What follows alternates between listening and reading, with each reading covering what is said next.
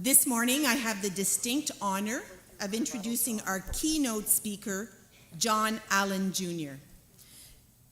John Allen Jr. is the editor of Crooks, a news site specializing in coverage of the Vatican and the Catholic Church. Mr. Allen has written 9 books on the Vatican and Catholic affairs and is a popular speaker on Catholicism around the world. He has been credited as the most authoritative writer on Vatican affairs in the English language, the best Anglophone Vatican reporter ever, and that is a direct quote. Kenneth Woodward of Newsweek described Mr. Allen as the journalist other reporters look for the inside story on how all the Pope's men direct the world's largest church. Mr. Allen's articles have appeared in the Boston Globe, the New York Times, CNN, and the list goes on and on. He is a senior Vatican analyst for CNN and was a correspondent for the National Catholic Reporter for 16 years. Mr. Allen is a native of Kansas, received a bachelor's degree in philosophy from Fort Hays State University and a master's degree in religious studies from the University of Kansas. He taught journalism at Notre Dame High School in Sherman Oaks, California, and also supervised the student-run newspaper, The Knight. He has received honorary doctorates from the University of St. Michael's College in Toronto, Ontario, Lewis University in Romeoville, St. Michael's College in Colchester, Vermont, and the University of Dallas, Texas. You can follow John on Twitter, where you will find his Twitter handle, Vatican expert, journalist, author, and pug lover. Editor of Crooks, an independent news site, and president of Crooks Catholic Media Incorporated, please help me in welcoming John Allen Jr.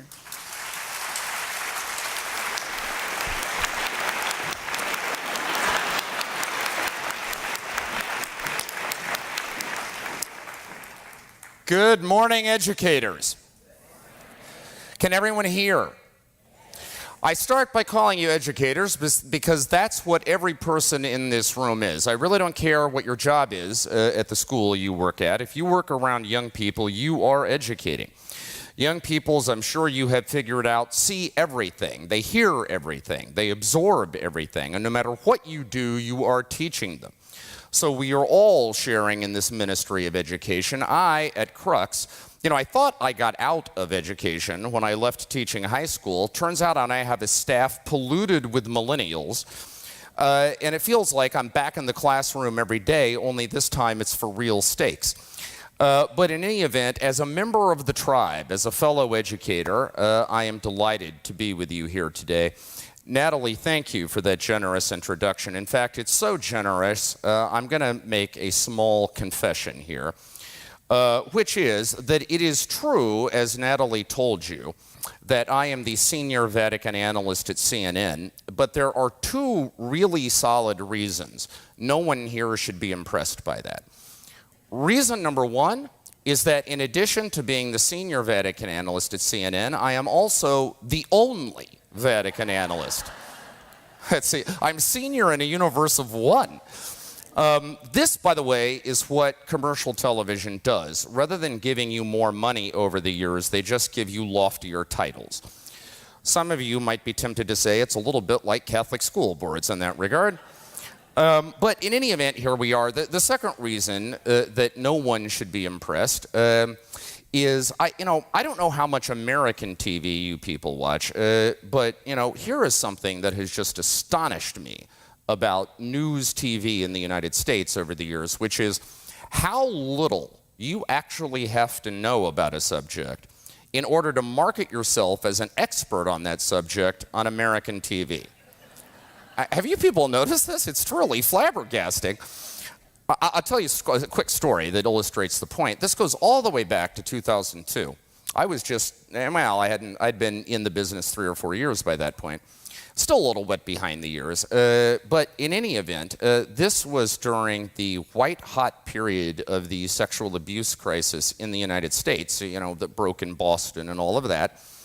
And at one point that year, it was April, the Holy Father, at that time it was John Paul II, decided to summon all of the American cardinals to Rome for this extraordinary 72-hour summit about the crisis. Now, the day that news broke, that the Pope, and this had never happened before, the Pope was calling all the cardinals to Rome to confab. I actually was not in Rome. I was in Chicago because I was giving a talk at Loyola Marymount that night.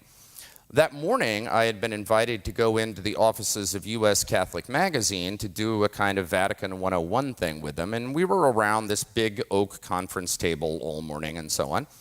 And I didn't have my cell phone on or anything. So we take a break, okay? I step out into the hallway. I turn my cell phone on. There's like 27 voicemail messages from CNN producers in Atlanta. And before I could even listen to one of them, the phone rang again. And it was this producer saying, "Oh, John, thank God. What do you know about this story that the Pope is calling all the cardinals to Rome?" And I said, "Well, look, I'm not in Rome right now. I haven't been following anything this morning. And despite what you may believe, I am not in telekinetic contact with Vatican officials. So I actually don't know anything about this story. I mean, jack, nothing. Okay, nada." Her response, this is a direct quote, "That's great. Let's go live." And we did. And for the next 15 minutes, I proceeded to tease out the significance of this thing I had just heard about 30 seconds before. The way I justified it to myself, a kind of Jesuitical calculus, is that had it not been me, it would have been someone who knew even less, and so I was preventing a greater harm. Well, anyway, ladies and gentlemen, I am here to go live with you again this morning, but this time with a little bit more conscious of forethought. Okay?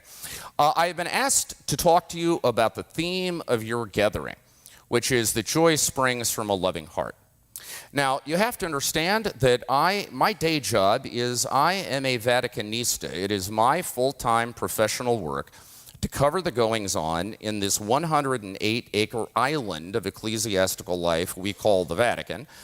By the way, do you know that the term Vatican actually comes from ancient Rome? It comes from an ancient Roman writer called Pliny the Elder, who named this place Mons Vaticanus, Vatican Hill.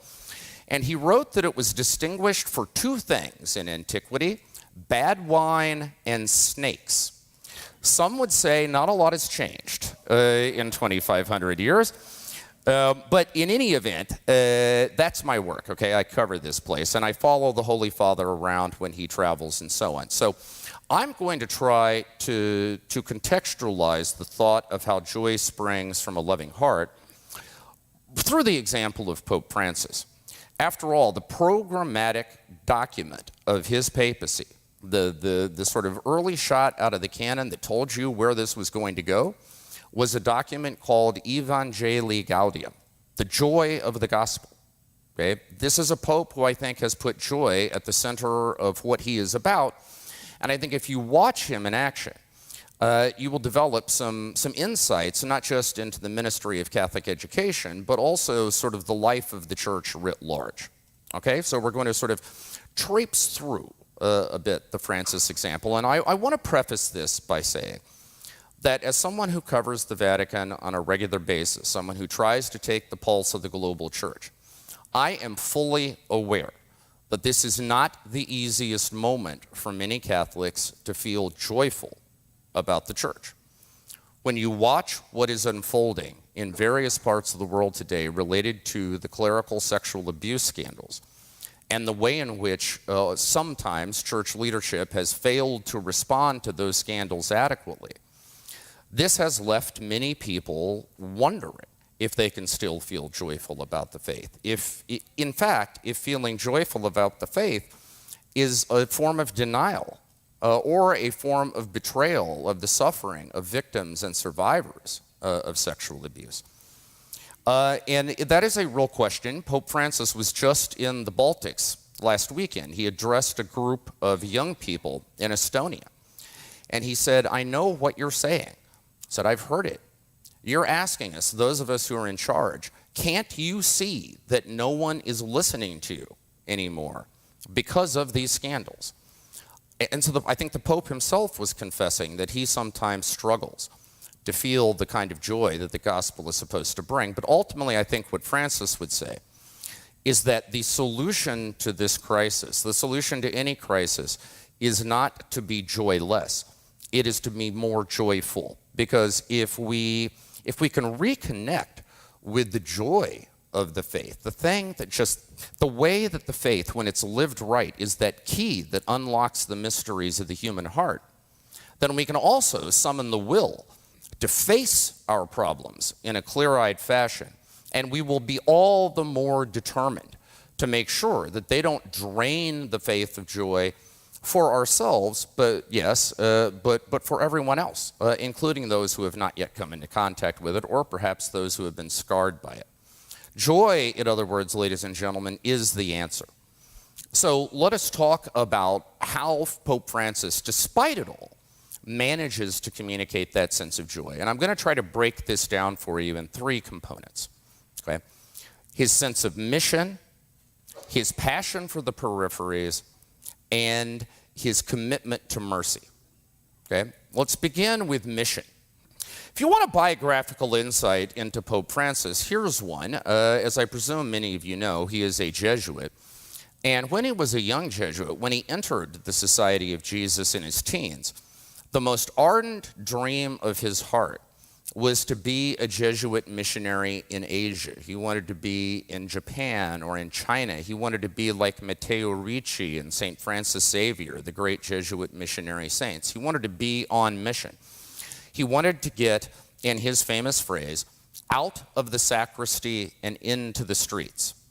Out of the sacristy and into the streets. Now, life did not have that in store for him.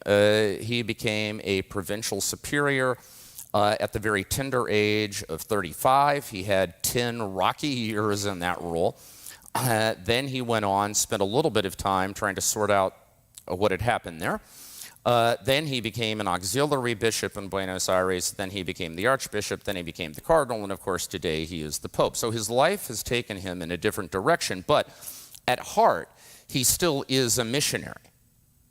The embers of that missionary vocation still smolder in his heart. And you see that in the way he leads. He is a pope who is determined that maintenance of the church must never dislodge mission. That ultimately, maintaining the infrastructure of the church is not an end in itself. It is a means, and the means is mission. Now, what does that mission look like? Well, I think if you simply watch him in action, you can put it together. Let's talk about his first trip outside of Rome. It was not, by the way, to World Youth Day in Brazil in July 2013, as some believe. It was, in fact, June 2013, when Pope Francis chose to make his first symbolic voyage to the Italian island of Lampedusa. Lampedusa is infamous in Europe today because it is one of the primary points of arrival for migrants and refugees, predominantly from the Middle East and from Africa, who are trying to reach Europe. There is a massive detention center there. The estimate is that over the last 2 decades, some 20,000 people have died in the Mediterranean trying to make the crossing from North Africa or the Middle East to Lampedusa, because they get in these rickety, overcrowded, unsafe, illegal boats and are often left to fend for themselves. And if you ever need a measure of the human desperation that will drive, the fact that people are not just doing this on a whim or because they feel like it, the fact that mothers of children will choose to put their families in those boats and hazard that crossing will tell you how desperate they are to escape their present circumstances.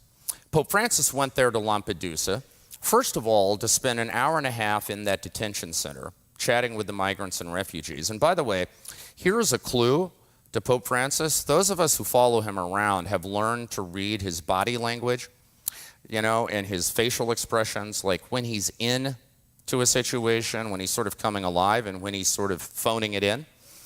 And I will tell you that when he is in big, fussy, formal, diplomatic or political situations, or ecclesiastical ones, often then he is phoning it in.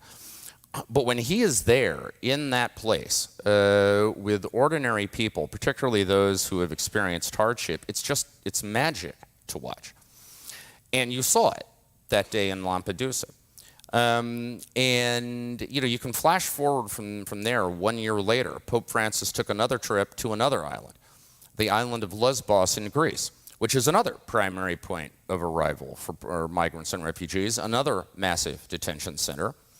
Again, he spent an hour and a half, 2 hours with those people, and if you were paying attention, you will know the coda to the story. That day, he actually brought some of them back to Rome with him.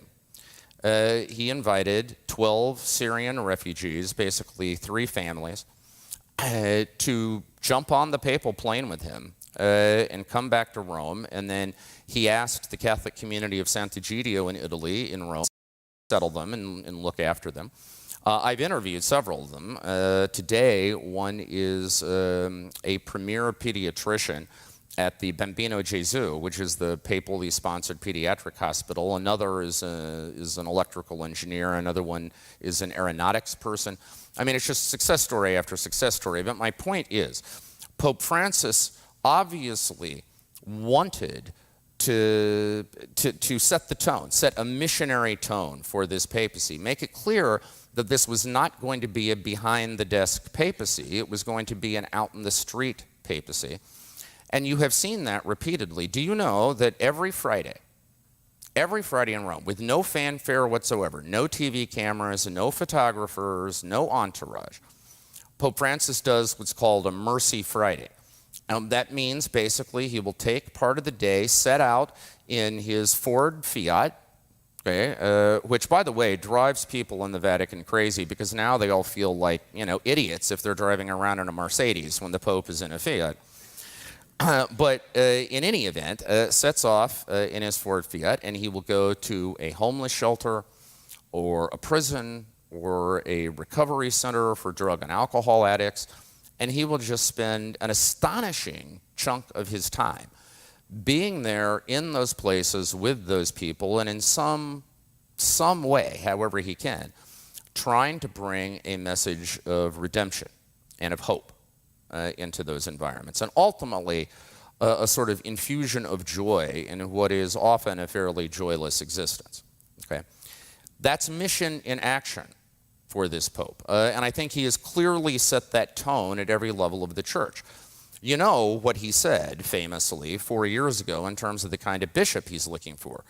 He said, I don't want a prince, okay? I want a pastor who carries the smell of his sheep because he is close to the people he is called to serve. In other words, he wants missionary leadership, and he never wants maintenance to get in the way of mission. Now, for Catholic education, let's face it, Catholic education is an institution, and there is an institution that has to be maintained. And so those of you who work in Catholic school systems have to spend a strong share of your time thinking about things like enrollment numbers, subscription numbers. You have to worry about budgets, and are we on track or aren't we? You have to worry about maintenance and, getting the roof fixed. And these are all critically important things, and you neglect them at your peril. But I think the reminder that is coming to us from Pope Francis is that these institutions do not exist for themselves. They are not ends in themselves. They are worth doing only to the extent that they serve the mission. And if you ever have to choose between the mission and maintenance, I know the answer that Pope Francis would give. Never forget that the mission of this school or any school in your system, it isn't these walls. Okay? It isn't the facilities here, as wonderful as they are. Okay? It's that concrete, flesh and blood young person out there who is standing in front of you right now, upon whom you have the opportunity to have an impact. That's the mission. And everything else here either serves it or doesn't. And that's the kind of critical self-examination that I think any institutional sector of life in the Church always, perpetually has to be engaged in. Is what we're doing right now, is that serving our mission? Are we better educating, better shaping, better forming young people because of this institution, or aren't we? And that's a kind of question that will haunt us forever if you're sensitive and if you have eyes, but that's the question of a missionary. Okay? So that's point one about the Pope, that this is a missionary Pope who wants to lead a missionary church. Second, his passion for the peripheries. Okay. Pope Francis, of course, famously that night, March 13th, 2013, when he stood there on the balcony overlooking the square at St. Peter's, and he said, "The cardinals have chosen a pope from the ends of the earth." He has a profound consciousness himself of, in a sense, coming from a periphery. And I think this hardwires him for sympathy for people at the peripheries of life, whether those peripheries are geographic or socioeconomic or existential, psychological, and spiritual.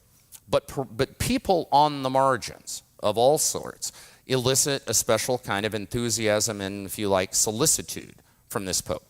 I mean, let's start with, and he shows that 1,000 different ways, okay? Let's start with this. At this stage, Pope Francis has been Pope 5.5 years. He has made 22 overseas trips as Pope. Do you know how many times he has gone to Western Europe among those 22 trips? Once, and it was a day trip to Strasbourg to address the Council of Europe. Do you know how many times he's gone to North America? Once.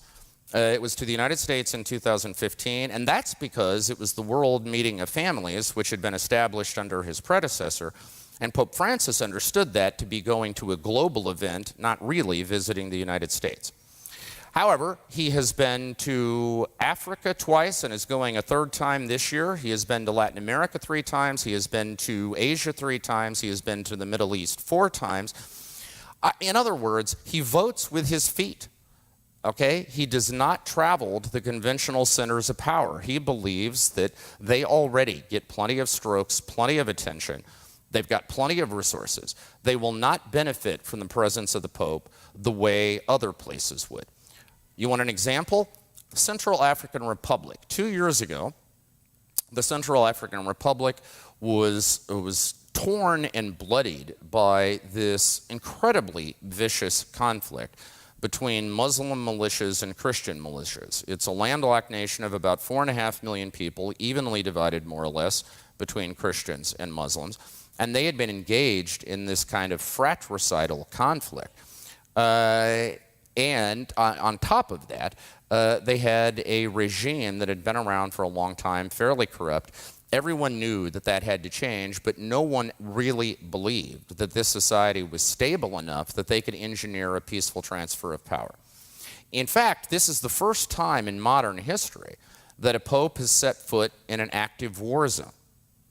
And yet, Francis was determined to get there. How determined? Well, when the plane took off from Rome to carry him to the CAR, the Pope always goes up to the cockpit to give a blessing to the pilot and the crew, right? But when he went up this time, he told the pilot, "Oh, and by the way, if you're too scared to land when we get there, if it looks a little dicey, perfectly fine. Don't bother landing. Just give me a parachute." Right? Because that's how much he wanted to be there. He went. The trip generated an enormous amount of goodwill on all sides. And miracle of miracles, while he was there, things were peaceful, things were stable, things were orderly. And when he left, that gave the country enough confidence that they could do this, that they were actually able to hold reasonably free and fair elections, and there was a peaceful transfer of power. Hasn't solved all their problems, but I think people would say that that trip left an immeasurable imprint on the society. I think Francis believes that he can have that kind of impact by going to the peripheries much more than by going to the center. You want another example? Well, how about the way he names cardinals? Cardinals, of course, princes of the church, the most senior figures in the church under the Pope. To this point, Pope Francis has left traditional cardinals' sees, places where you almost always have cardinals. he's left them without them. Los Angeles in the United States, for instance, Venice in Italy, Florence in Italy. I mean, those two places have had cardinals going all the way back to before the Renaissance. They do not have them today. Instead, Pope Francis has named cardinals for the first time ever from 27 different countries. I mean, Myanmar, Laos, Tonga, New Zealand. I mean, the list just goes on, and Panama, on and on and on and on. In fact, he has named so many cardinals from Pacific Islands you've never heard of that I am convinced that by the time he's done, if this goes on much longer, there will not be a single Pacific island in the world that doesn't have a cardinal. He might actually have to invent new islands in order to put cardinals there, because that's just how he rolls. And again, this is a gesture of his passion for the peripheries. Okay? Now, what is that? And when he is at those quote-unquote peripheral locations, you sense a real joy in the man. You can feel the happiness that he feels by being there and by being able to be present to these often forgotten and neglected people. Now, question, okay, what does that mean for us as educators? Well, look, I spent 4 years teaching in a Catholic high school. I don't think what I'm about to say is going to be any mystery to you. I suspect, if you thought about it for a moment, in all of your schools, you could identify those young people who are on the peripheries pretty quickly. Those young people who don't have a strong clique of friends, who have never really found an activity that brings much out of them, that hang in the back of the room and don't say very much, who just generally feel out of it, left out, cast aside, forgettable, right? We all know who they are in one way or another. And the thing of it is, nobody who passes through the years of, say, 12 to 19 doesn't feel like that at some point, okay?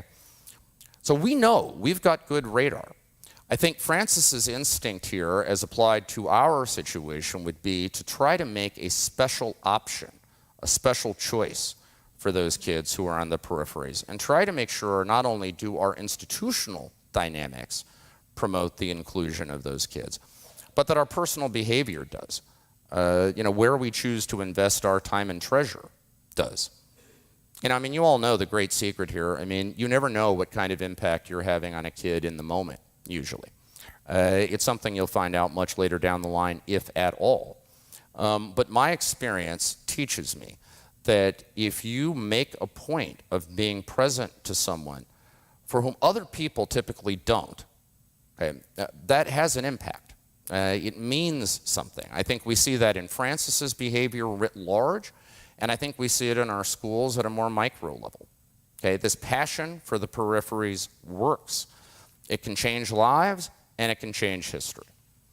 Finally, Pope Francis's commitment to mercy. In my business, which is Vaticanology, we spend an awful lot of time trying to cook up handy-dandy soundbite formula, okay, to describe Francis. At the beginning, we talked about him as the people's pope, and then it was the Pope of the poor, then the maverick pope, and Francis the revolutionary, and all this other, and all of those things capture something.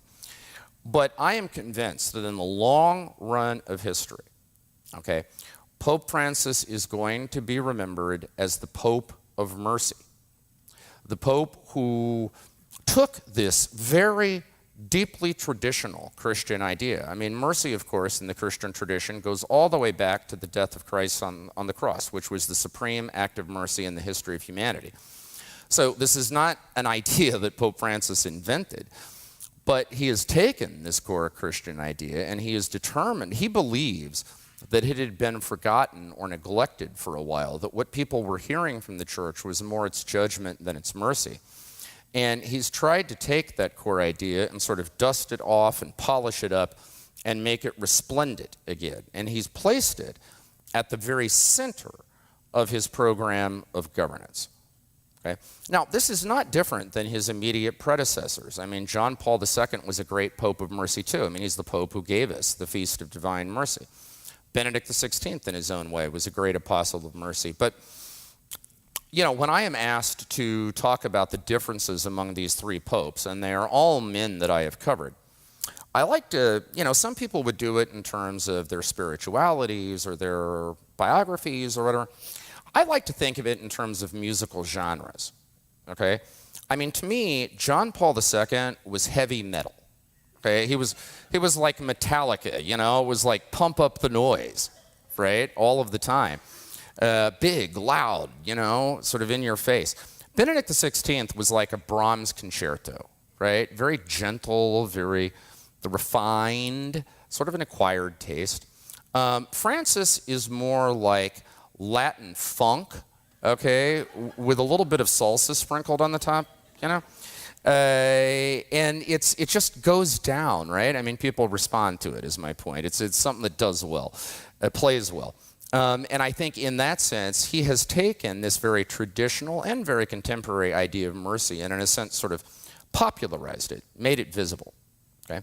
Now, you can see his commitment to mercy in a variety of ways. Let's begin. Did you know that mercy is actually his motto? Okay, the motto of this papacy is the same motto he had as the Archbishop and then Cardinal of Buenos Aires. It's a three-word Latin phrase that comes from an essay by the Venerable Bede on the gospel scene of the call of Matthew. A little hard to translate into English, but the phrase is miserando atque elegendo. And what it means, more or less, I'll give you the literal translation, mercying and choosing. But what it means is making decisions on the basis of mercy, right?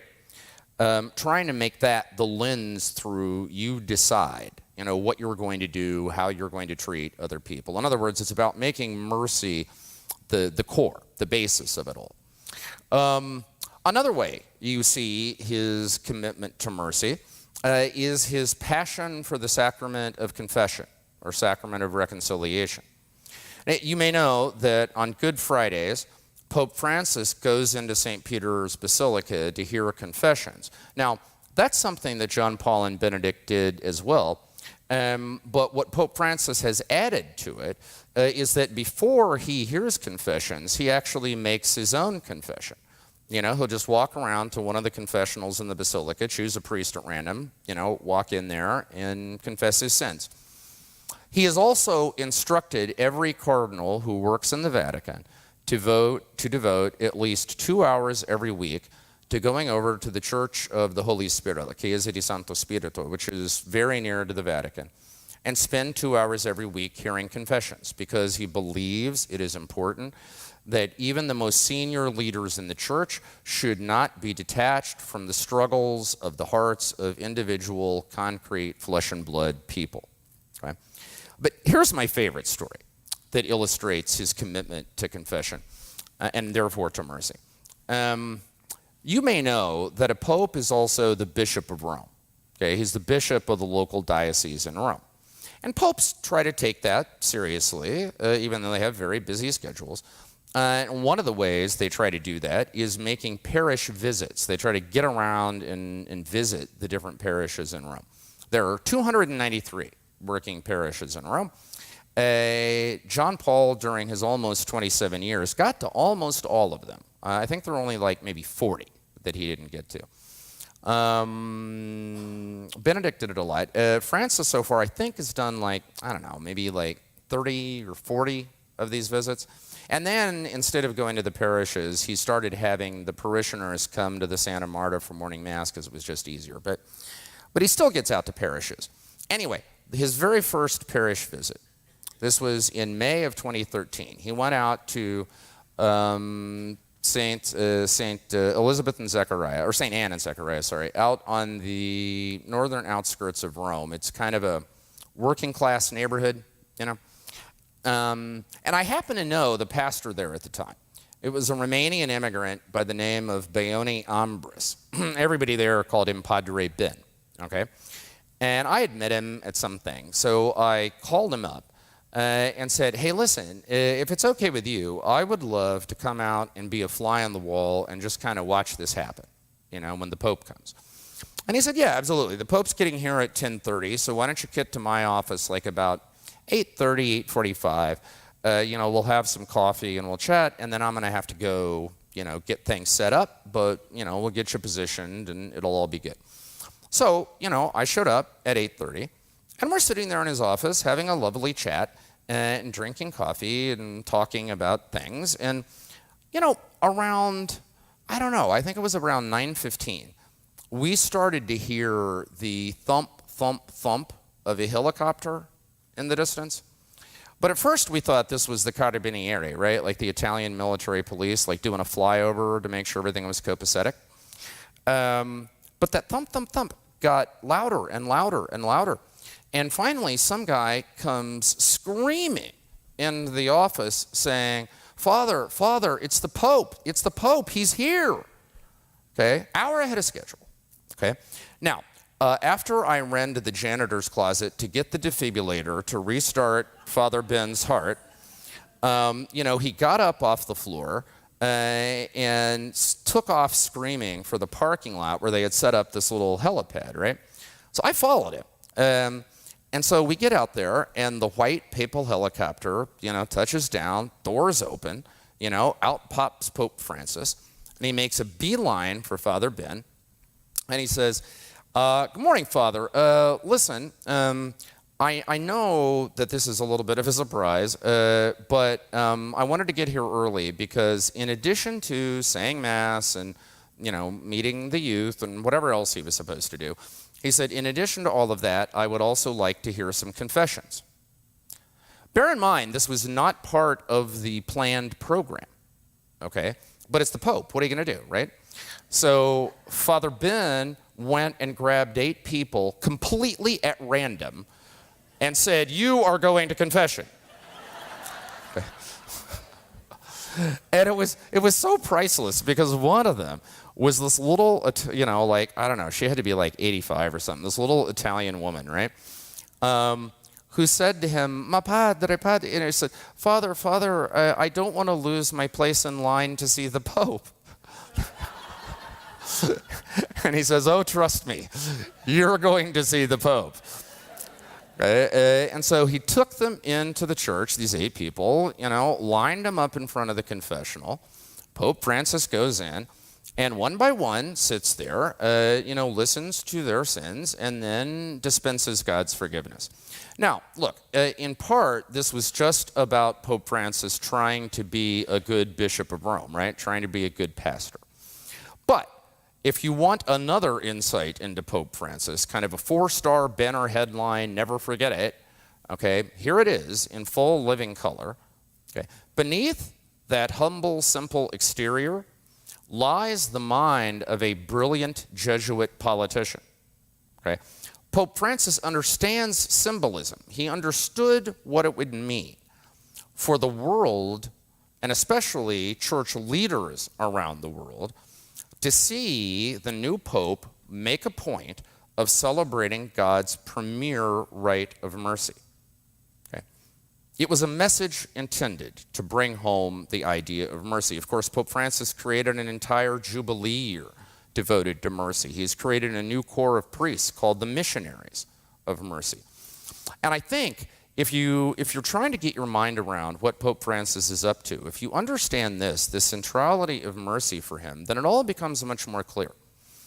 And I think he is trying to, from the nitty-gritty details of how do you reform Vatican finances, all the way up to what do you do about communion for Catholics who have divorced and remarried out of the church. I mean, all of that, I think, in his mind, he is trying to make decisions rooted in the idea of mercy, of being merciful. Now, if you put those, and by extension, so what does that mean for us as educators? Well, again, having taught in a Catholic high school for 4 years, I will tell you that mercy is a wonderful thing, but it can be pushed too far. As you all know, an excess of mercy, sometimes with young people, is as bad as an excess of rigor. So there has to be an appropriate balance. But I think fundamentally what mercy here means is that we try to make sure that line from the gospel is not just rhetoric, okay? That the law was made to serve man and not man for the law. And I think that is, again, something that we have to deal with on a perpetual basis in our institutions, because you cannot run an institution on the size and scale that you all do, especially when it involves young people, without structure, without rules, and without consequences for flaunting those rules. But at the same time, and that's true of a classroom, that's true of academic policies, that's true of athletics, of everything that we do. But at the same time, ultimately, we have to remember that that structure is intended to produce a certain kind of person. It's intended to help and not to restrict. It's intended to shape and not to limit. And if we ever find ourselves in situations in which we believe that the structure is not serving that end, then mercy calls for us to step back and rethink and have the courage to do something differently. And again, I think that is what Francis has been doing in the papacy, and I think that is the example he is trying to set for all of us, whatever walk of life we happen to find ourselves in. So I would lay this before you, ladies and gentlemen, as a kind of papally approved formula, okay, for stirring and stroking and nourishing that joy that springs from the heart. And that program is having a sense of mission, having a passion for the peripheries, and having a keen sense of mercy. Now, before we bring this plane in for a landing and see what you want to talk about, let me throw one other element into the mix. One other quality that I think you absolutely have to have if you are going to be successful educators. Okay? And it's a quality I've seen in each of the three popes I have covered, and that quality is a great sense of humor. Okay? Because if you cannot occasionally stand back and laugh from some of the heartache that you may see, from some of the absurdity that you may see, some of the frustrations you may feel, then you are going to spend your entire career trying to choke down heartburn, and that is not a prescription for success. Okay? Now, I could illustrate that sense of humor with any number of examples, but let me give you this one. Pope Benedict XVI, now Pope Emeritus Benedict XVI. I've known him for more than 20 years. I think he is one of the kindest, gentlest, just loveliest human beings I have ever had the privilege of meeting in my life. But let's face it, he didn't exactly have the best public image, did he? Okay, in the court of public opinion, Benedict often came off as kind of the Darth Vader of the Catholic Church. Okay, when he would walk into rooms, you could hear the imperial death march going off in people's heads. Dun, dun, dun, dun, right? Okay. And so it may be a little bit counterintuitive to talk about his great sense of humor, but I'm telling you it's there. Okay, and this story illustrates the point. So, 2005, John Paul dies, and of course, one of the great towering icons of our time. It was a huge deal, right? His funeral mass to this day remains the most watched event in television history. Okay, an estimated global audience north of 2 billion people.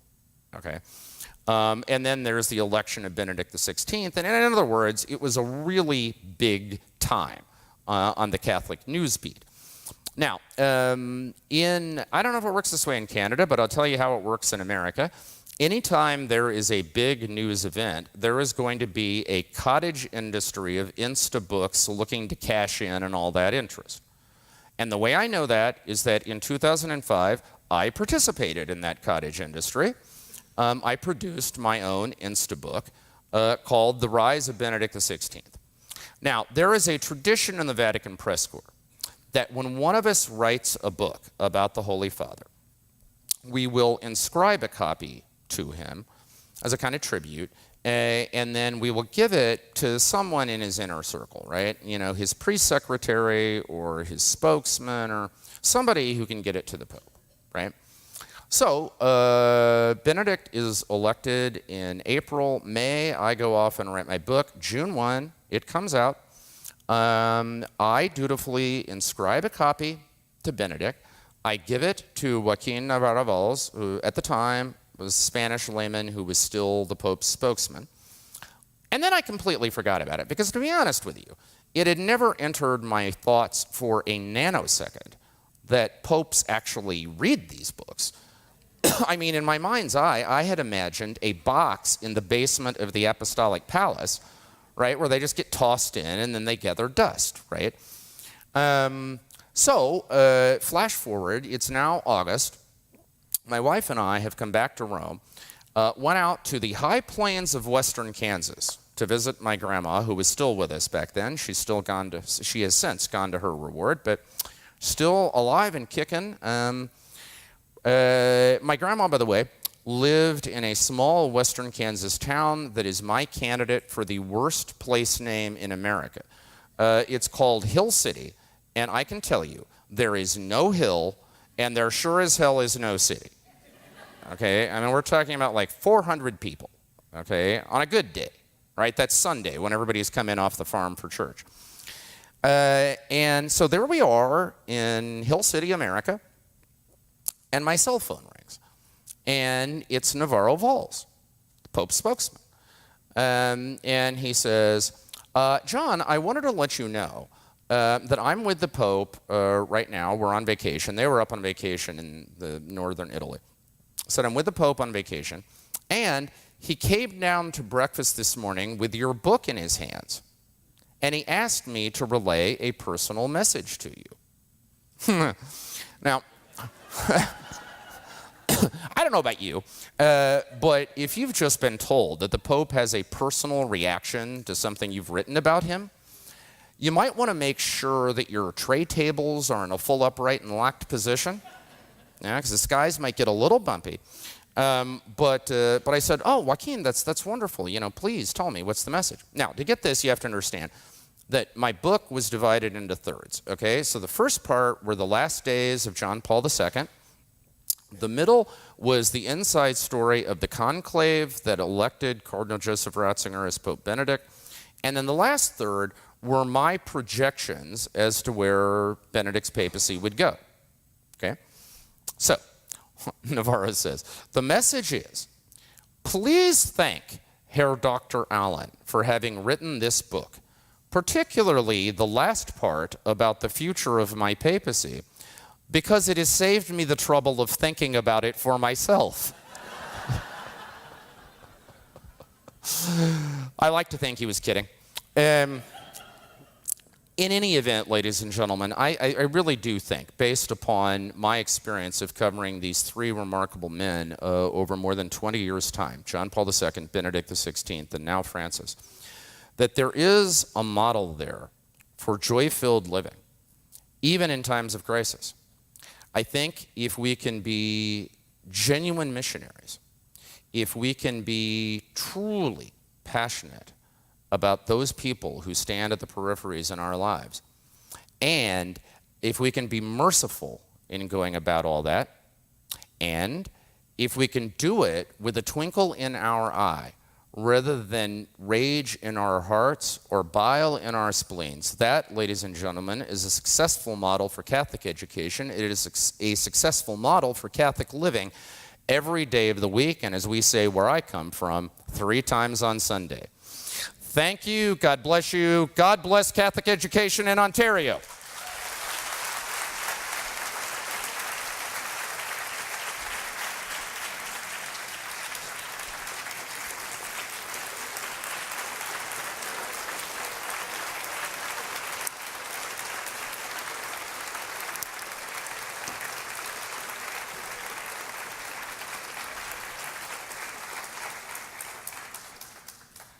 John, it's my distinct pleasure to thank you for the show of hands, was that just Canadians being polite, or did you people mean that?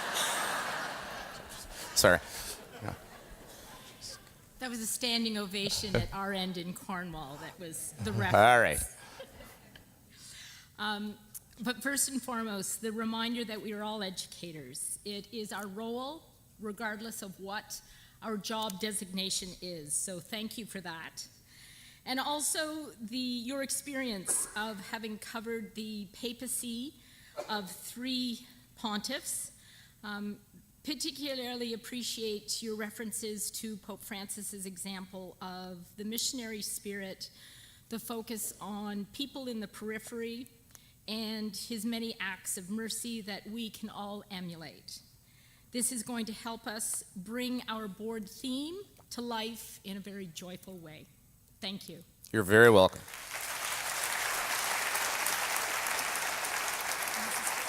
Thank you. Now, are we doing questions now, or what are we doing? I'm not sure, to be perfectly honest. Why don't you ask if anyone has questions? Okay, we'll do. I think we've got a few minutes before, I mean, this is completely up to you. If you just want to break for lunch early, perfectly fine. But I'm being paid to stand here until noon anyway. So we do have some time. If there are some questions you would like to ask or things that you would like to talk about, feel free, obviously, to ask about anything you just heard in this presentation, but don't feel limited to that. If there's something else that you're curious about. I may not know the answer to your question, but as I said, I spend a lot of time working in American TV where total ignorance is no bar to talking about anything, and I don't see why it should get in our way here today. And do we have a mic that's going around? How are we doing this? Or are people just going to stand up? Okay. So just raise your hand, shout it out if you've got something. If not, I'll just stand here and tell you more Pope jokes. Pope jokes. Believe me, they start getting a little drab. Okay, here's one. Pope walks into a bar with a frog on his shoulder. Bartender looks up and says, "Hey, that's pretty cool. Where'd you get it?" And the frog says, "Buenos Aires." Come on, folks. I got a million of them, and you don't want to hear them. Yes. I'm just wondering if you have any more interesting stories. I think that's the part we really enjoy is the stories. Interesting stories about Pope Francis, about other popes, about anything in particular? I could tell you about last night's Yankees game, but it's not a good story. Well, listen, I mean, look, I'm a reporter. We're in the storytelling business, right? So I'm a profound believer that great truths come home in the package of narrative, right? And I do think watching popes in action is often a way, first of all, it's how you understand what their priorities are and where their hearts are and things like that. But it can also illustrate much bigger points. Here's a story I like to tell, and I think it does illustrate something about Pope Francis as well. So, Pope Francis has adopted this habit of giving these press conferences at the end of his foreign trips on the plane on the way back. Okay, so when he takes off for a foreign country, what he'll do is he comes to the back of the plane and he'll go around and say hi to everybody, but that's just basically it. But then at the end, he will come back, and every time there's about, I would say 50, 60, 70 reporters who travel with the Pope, okay? And we sit in the back of the plane. He will come back, okay, at the end of the trip on the way back to Rome, and he will take questions.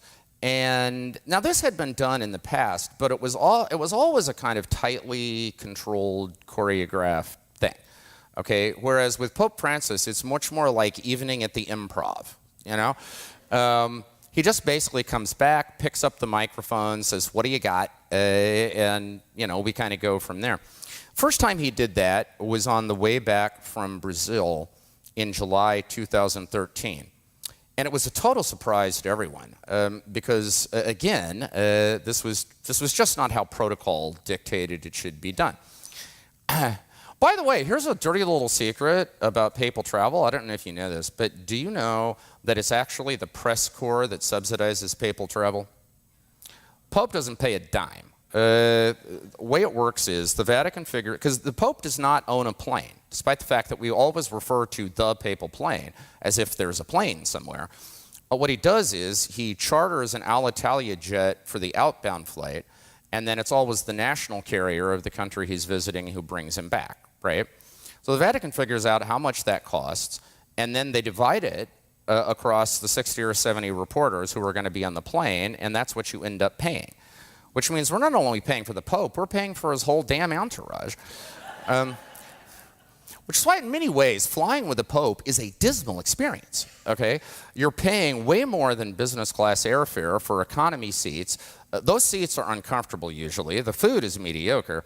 But in the Pope Francis era, I will give it this, the in-flight entertainment is killer, okay?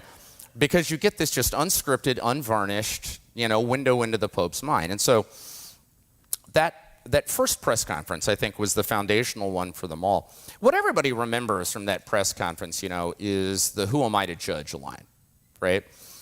There had been a case in Italy of a priest who Pope Francis had appointed as his personal representative to the Vatican Bank. He had gotten to know him during his visits to Rome. Earlier in his career, this priest had been a Vatican diplomat, and at one point, and apparently had a same-sex orientation, and at one point when he was in Uruguay, had gotten into trouble for being involved in same-sex relationships. Pope Francis obviously made a judgment that whatever had happened in this guy's past, that he trusted him now, and didn't back down from the appointment. And that's the context in which that "who am I to judge" line came from. We had asked him about this case, and Pope Francis said, well, when it's a case of a gay person who is making a genuine effort to walk with the Lord, who am I to judge? Okay, and that became the headline that made the rounds of the world, right? But it was actually another moment from that press conference that really stuck with me on this point of mercy, right? Because he went on after the "who am I to judge" thing to explain it, and he went into this jag on mercy. And what he said was that he believes that right now in this moment we are living in a kairos of mercy. Kairos. That's a Greek New Testament word, which means a privileged moment in God's plan of salvation, a special moment for something to happen.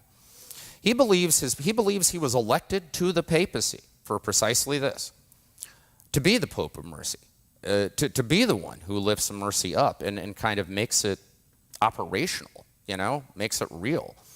And when you saw the passion with which he was saying that, and then you see the passion with which he talks about it when he moves around. I mean, look, popes are like any other public figures. They are often, every day, 4 or 5 times a day, usually, they are put in positions where they have to speak in public, okay? And a lot of the time, they are reading something or regurgitating something that has been prepared for them by someone else. And it's what needs to be said in this situation, but it's not exactly coming straight from the heart, right? Pope Francis's tells are, when he walks into a room and he says, they gave me a speech, it's really, really good, so I'm going to make sure you all get a copy of it. But then sets it aside, right? And goes on to just shoot from the hip and speak from the heart.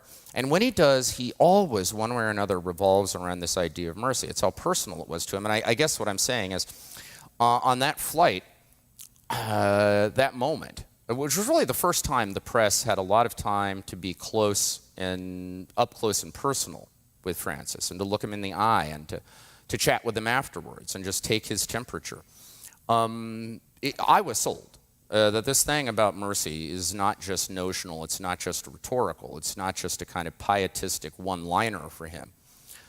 It's a way of life. And I think it was taught to him by his early experience as a Jesuit provincial. When looking back, he felt he had not been terribly merciful. And I think in some ways, the story of the rest of his life has been trying to come to terms with that. And trying to really, and by the way, many things come naturally to Pope Francis. Mercy? I'm not so sure. There is a stubborn streak in that guy a mile wide. Okay, and you can see that operationally too. I mean, God help you if you ever paint him into a corner. You are not going to live to see the sunrise.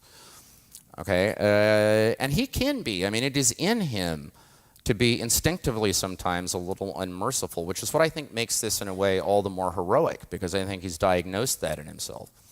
And tried to correct it as best he can. Yes.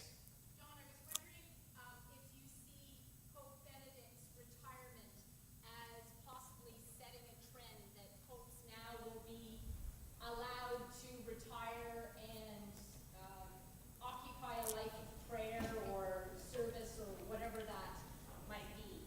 So if you didn't hear the question is, Benedict's retirement, did that set a precedent and now other popes will resign too and live a life of prayer or whatever?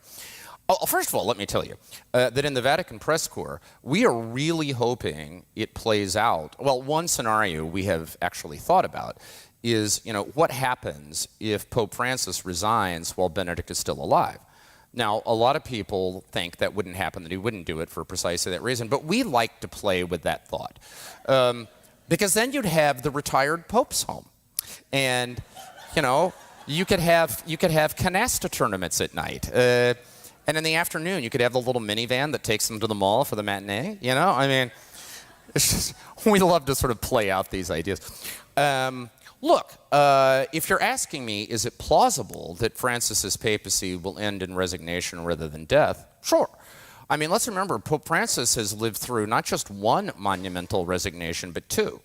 As a Jesuit, the old tradition in the Jesuits was that the Master Superior serves for life. And yet, Father Kolvenbach, 2 superiors ago, broke, 1,000 years of tradition and decided to resign.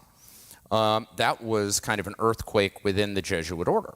And then, of course, he lived through the resignation of Benedict, which was kind of an earthquake for the church writ large. So, and I think he believes that both of those guys were noble for having done that. I don't think he subscribes to the theory that some have that resignation is an act of cowardice.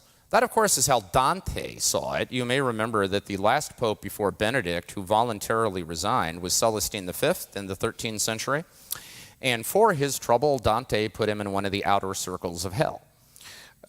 Mostly because Dante's political party got kicked in the teeth because... But in any event, I think Francis thinks these were both very noble and inspirational gestures of humility, of men who recognized that they were no longer suited to lead and who made the voluntary choice to set aside. So, is that possible? Sure. On the other hand, ladies and gentlemen, let me just tell you, despite it all, and God knows, there's a lot of reasons not to be particularly joyful about being the guy in charge of the Catholic Church right now. But despite it all, I think Pope Francis fundamentally is having a blast. I mean, I don't think he is at all in denial about the very significant challenges that the Church faces, and I don't think he would for 1 second minimize the magnitude of the responsibilities that he carries. But first of all, you got to remember, this is a guy who is used to being in charge. He's been in leadership in one way or another for most of his adult life. I don't think he finds the burden excessive. I don't think he wears on him more than it should. And I think he believes right now he's getting to do a lot of stuff that like only a pope can do, that he thinks is important. And I think at some real depth level, he enjoys it, I don't think he's in any hurry to leave, is my point. He has talked a couple times about how he thought this was going to be a short papacy, but I think that was him just not wanting to invest too much. But I will tell you, I see no signs that this papacy is winding down. I'll just put it that way. Look, the guy is 83. The longer he goes at full steam, the longer he continues running through walls, the greater the odds are that one day he's just going to find a wall he can't run through. And so perhaps this papacy therefore ends in the more conventional way of an illness and then a death. I don't know what to predict. The only thing I can tell you for certain is that I think Francis is open to resignation. He has said that, But I also don't think that he's done. I think we could easily we may not even be at the midway point of this papacy. I don't know. But I think he's good for at least another 3-4 years, and then we'll see where we are. Anyone else? I'm sorry, it's kind of dark to me. I can't always tell if people have their hands up. Just shout out if you got a question. If not, we can bring a merciful end to this exercise. Yes?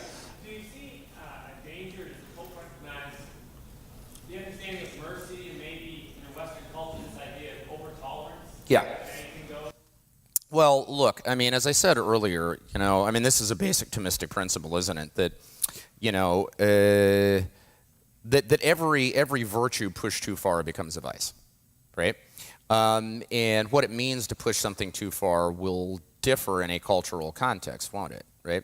One of the things you have to remember about Pope Francis is that although, he's a very sophisticated guy and has a sense of the world, prior to his election to the papacy, he didn't travel very much. He sort of made a fetish, out of leaving Buenos Aires as little as possible. He would only come to Rome once a year for meetings of bodies that he was on, and he called it his annual penance. You know, before he went to the United States in 2015, he'd never been in the country. And, you know, just the other day in Ireland, when he was in Ireland, you know, those of you who may have followed the story of the abuse crisis in Ireland would know what the industrial schools are in Ireland and how they factored in. The Pope had to candidly admit he had never heard that story before. So I think he is very much, in some ways I think his perspective often is that of a big-hearted Latin American pastor.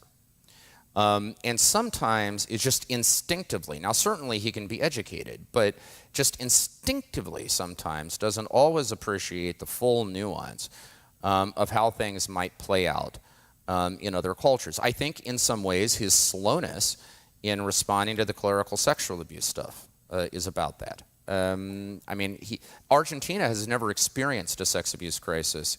I mean, they've had the behavior, but they haven't had the crisis, right, in the sense of lawsuits and media attention and protests and noise, right? Argentina never went through that. It's not part of his instinctive register, okay?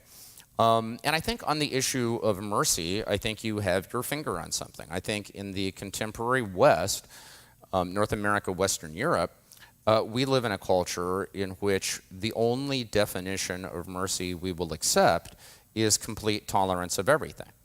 When, in fact, the conventional Christian understanding would be that sometimes the most merciful thing you can do for someone is to tell them the truth. And they may not always want to hear that truth. Now, it's not that Pope Francis is incapable of telling people the truth. I mean, for God's sake, you know, he's not particularly merciful, for instance, when it comes to arms manufacturers. Okay, some would say he's not even particularly merciful with his own guys in the Roman Curia, you know, for that matter. So when he sees something he thinks is pathological or wrong, I mean, he certainly is capable of denouncing it. But if you're asking, is this language of mercy, is it sometimes not always instinctively obvious to him what the dangers, or what the dangers of leaving things unsaid about that, you know, in certain parts of the world, particularly the West? Yeah, I think that's right. And I think it's an instance, actually, and this happens with every pope. You know, all popes have had their blind spots, you know. I mean, popes are, at the end of the day, although, I mean, and I've said it, I think I have been privileged beyond all measure to cover 3 of the most fascinating and complex and ultimately inspirational public figures, not just religious leaders, but public figures of the last half century in my life. And I knew them all personally, and it's an enormous privilege. But at the end of the day, they're still human beings, you know, and there are some things they don't do really well. You know, the nature of the Catholic system is supposed to be that's something you rely on the people around them to supply, right? I mean, in other words, in this case, bishops from the developed West have, I think, a special ministry at this moment in time to try to make sure that the kind of joy that Francis is talking about and the kind of mercy he's talking about is not misunderstood and misapplied. I mean, unfortunately, what's been complicated by that is that some bishops, well, certainly bishops in the United States, I'll just speak for that part of the West, to some extent, their ability, I think, to play that role for the Pope has been hampered by the fact that the Pope understandably sees American bishops with a degree of ambivalence because, to be quite honest, they have sometimes seen him with a degree of ambivalence. And so it's a little difficult for some of them to play that role. But ultimately, that's the role. In the same way that, you know, Pope Benedict sometimes wasn't particularly good at anticipating what the public reaction of something might be, okay? And people around him had to try to, or either before or after the fact, unfortunately too often it was after, you know, play that role of filling the gaps. You know, John Paul, I mean, you talk about stubborn. I mean, you know, that guy was just off the charts.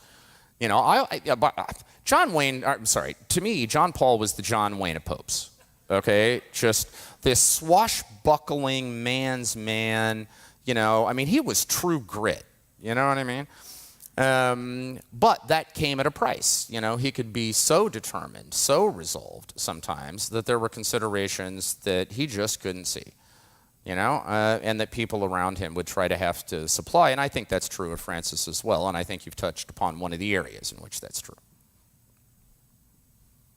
Anything else? Okay, well, then let me close with this. I want this to be the beginning of our conversation and not the end, okay? I don't just want to pop in here and then parachute out, and we have no further relationship. So, I want to issue an invitation. If I can ever be of help to anyone in this room, I don't actually know what that would be, but, if in your schools, for instance, I don't know, you need some Vatican rumor control, or, you have to deal with a church leader over something and you're looking for some advice or some guidance, or, oh, hell, people, if you're coming to Rome and you want restaurant recommendations, this is where I truly shine. And yes, I do know that it is a real burden of my job, that so much of it has to be done over lengthy Italian lunches and dinners, but I want you to know I am over there carrying the cross for all of you. Okay. Anyway, whatever it might be, I run a Catholic website, a Catholic news agency called Crux, C-R-U-X. You can find it online at cruxnow.com, so it's Crux Now, all one word. If you go on there, we have little bio tabs for staff, and there's one for me. My email address is there, and I do read it. Now, please put, Ontario education or something in the subject line, so I don't think you're the 19th Nigerian prince today who's going to sell me the rights to an oil field if I just turn over my credit card information. But, assuming you make it through my spam filter, if I could be of use to you in any way, I would really be delighted and honored to do that. I want to thank you for making me feel so much at home today, for being such a great group. And as an educator, somebody who's been in the trenches with you, I also want to tell you that I think what you are doing is the most precious and important work on earth.